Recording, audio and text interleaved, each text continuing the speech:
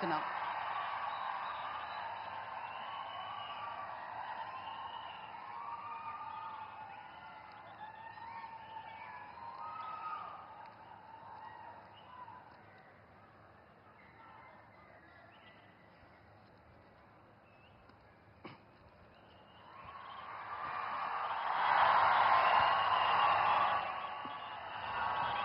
ఒక సదుద్దేశం, ఒక సదాశయం లేకుండా ఒకరు కన్యాకుమారి నుంచి కశ్మీర్ వరకు నడిచిన అది ఒక నిరర్ధకమైన నడకగా చరిత్రలో మిగిలిపోతుంది.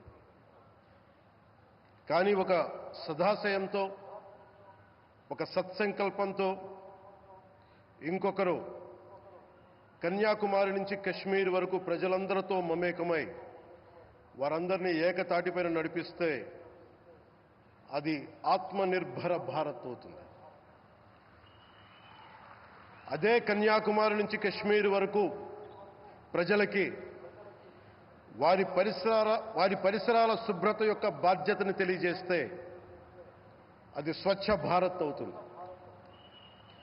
అదే కన్యాకుమారి నుంచి కశ్మీర్ వరకు ప్రజల గుండెల్లో దేశభక్తి, ధైర్య సాహసాలతో నింపితే అది పటిష్టమైన, బలిష్టమైన భారతం అవుతుంది. అది ఒక రోజున అఖండ భారతం అయి తీరుతుంది. ఒక బలమైన భారత్ కోసం, ఒక దృఢమైన దేశం కోసం, జగత్తంతా వసుదైక కుటుంబం అనే భావన కోసం 4.5 దశాబ్దాలుగా పరితపిస్తూ, పరిశ్రమిస్తూ ఆ దారిలో ఎదుర్కొన్న ప్రతి పరాజయాన్ని, పడ్డ ప్రతి అవమానాన్ని నవ్వుతూ స్వీకరిస్తూ, వాటినే విజయాలకి ఇంధనంగా వాడుకుంటూ, దేశాన్ని అభివృద్ధి పథంలో నడిపిస్తూ, భారతదేశాన్ని ప్రపంచంలోనే 3వ బలమైన ఆర్థిక వ్యవస్థగా తీర్చిదిద్దేలా నడిపిస్తున్న మన ప్రియతమ ప్రధాని, మన గౌరవ ప్రధాని శ్రీ నరేంద్ర మోదీ గారికి నా తరపున 5 కోట్ల మంది ఆంధ్రప్రదేశ్ ప్రజల తరపున నా హృదయపూర్వక నమస్కారాలు.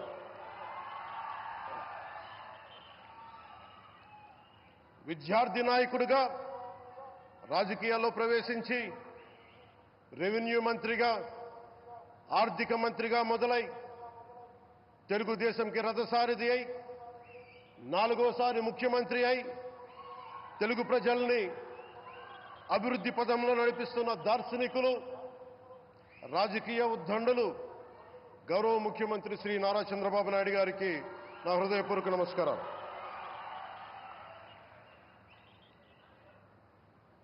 తోటి మంత్రివర్గ సహచరులైన ప్రతి ఒక్కరికి, నారా లోకేష్ గారికి,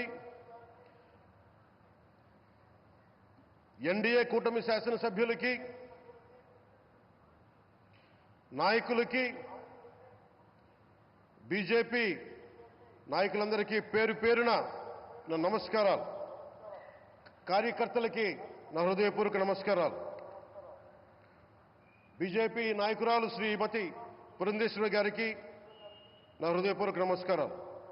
మా ఎన్డీఏ కూటమికి 164 అసెంబ్లీ స్థానాలు, 21 మంది పార్లమెంట్ సభ్యులనిచ్చి మమ్మల్ని వారి విలువైన ఓటుతో వేసి గెలిచిన ప్రతి ఒక్కరికి ఆడపడుచులకి, అక్క చెల్లెలకి, పెద్దలకి, పిన్నలకి, యువతులకి, యువకులకి పేరు పేరున నా హృదయపూర్వక నమస్కారాలు. ప్రజలు ఎన్డీఏ ప్రభుత్వాన్ని నమ్మారు, నిలబడ్డారు.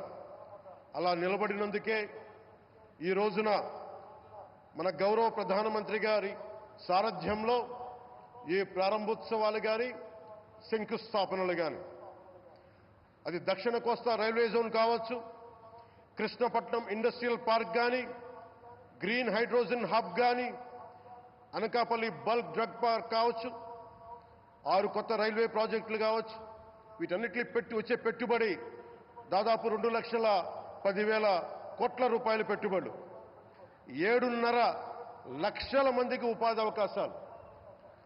అవినీతితో కూరుకుపోయి ఉపాధి అవకాశాలు లేక ఉద్యోగ అవకాశాలు లేక విలవిల్లాడుతున్న సమయంలో మీరు నిలబడ్డారు. అందుకే ఈ రోజున ఈ 2 లక్షల పైచిలుకు పెట్టుబడితో 7.5 లక్షల ఉపాధి అవకాశాలు లభించి మనందరికీ ఇచ్చినందుకు మనస్ఫూర్తిగా ప్రధానమంత్రి శ్రీ నరేంద్ర మోదీ గారికి చేతులెత్తి నమస్కరిస్తున్నాం.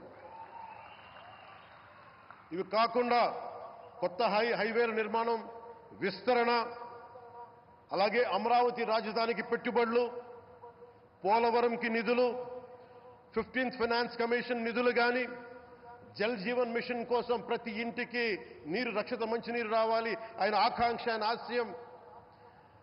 మనకు గంట కాదు 24 గంటలు రావాలని పడ్డ తపన ప్రధానమంత్రి గారిది.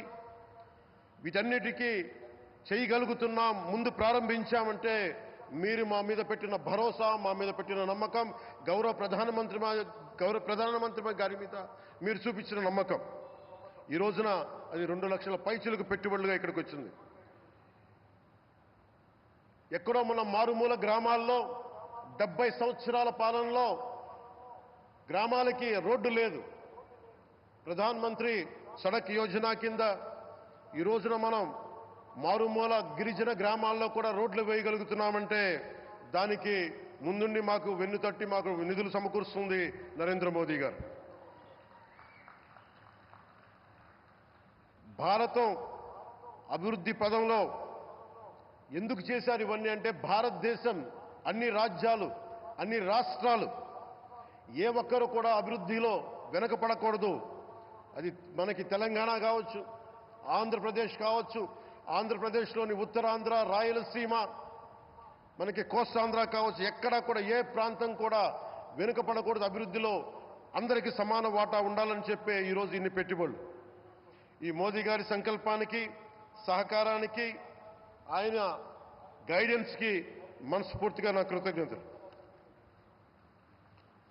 5 ఏళ్ల అవినీతి, అరాచక పాలనలో ఆంధ్రప్రదేశ్ అంధకారంలో కూరుకుపోయినప్పుడు ఆ రోజున మన ముందుకొచ్చి మేము ఎన్డీఏ కూటమితో మనం నిలబెడదాం, ఆంధ్రప్రదేశ్ ప్రజల ఆకాంక్షలు నిలబెడదాం, అభివృద్ధి పదంలో నడిపిద్దామని చెప్పి ఆ రోజు ఆశాజ్యోతిలో నిలబడ్డారు.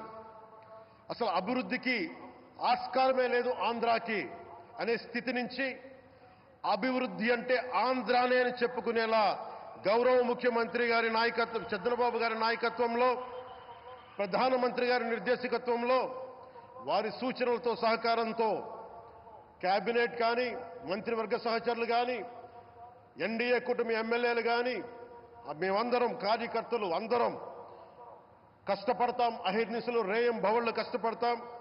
దేశ ప్రగతిలో భాగస్వామ్యులు అవుతాం. మేము ప్రధానమంత్రి గారికి అండగా ఉంటామని తెలియజేసుకుంటూ, ఆంధ్రప్రదేశ్లో ఉన్న ఆంధ్రాకి వెలుగుతో నింపుతున్న మీ నిండు హృదయానికి నా హృదయపూర్వక కృతజ్ఞతలు తెలియజేసుకుంటున్నాను.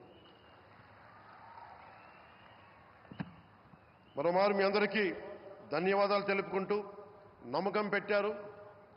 మీరు పెట్టిన నమ్మకానికి ఈ రోజున 2 లక్షల పైచిలకు పెట్టుబడులు తీసుకొచ్చాం. ప్రధానమంత్రి గారు ఉండటం వల్ల, సమర్థవంతులైన చంద్రబాబు గారు ఉండటం వల్ల మేమందరం నేర్చుకోవడానికి, పనిచేయడానికి సంసిద్ధంగా ఉన్నాం. సో మీరందరూ ఇదే సహకారం ఇవ్వాలని మనస్ఫూర్తిగా కోరుకుంటూ, ఆ భగవంతుడు, ఆ లక్ష్మీ నరసింహుడు ఈ దేశాన్ని మరింత ప్రగతి పదంలో నడిపించేలా గౌరవ ప్రధానమంత్రి శ్రీ నరేంద్ర మోదీ గారికి దీర్ఘాయుష్ ఇవ్వాలి, ఆరోగ్యం ఇవ్వాలని మనస్ఫూర్తిగా కోరుకుంటూ, ఆ లక్ష్మీ నరసింహుడిని వేడుకుంటూ సెలవు తీసుకున్నాను. జై భారత్, జై హింద్.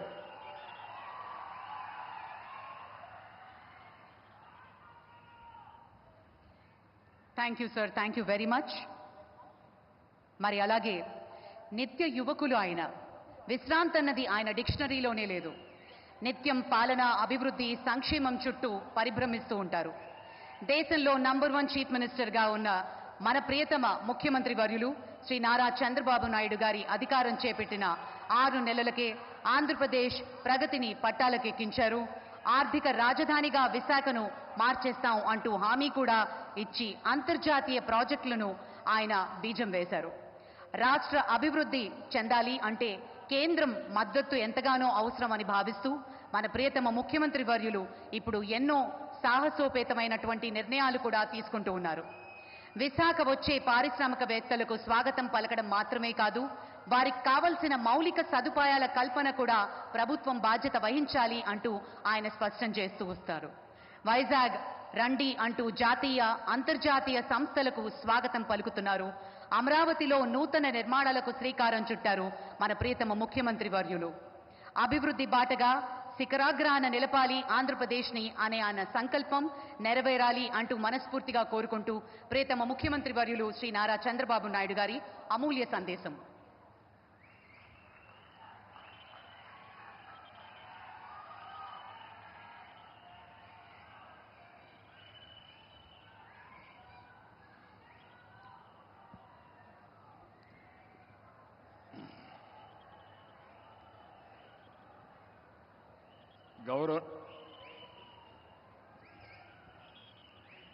గౌరవనీయులు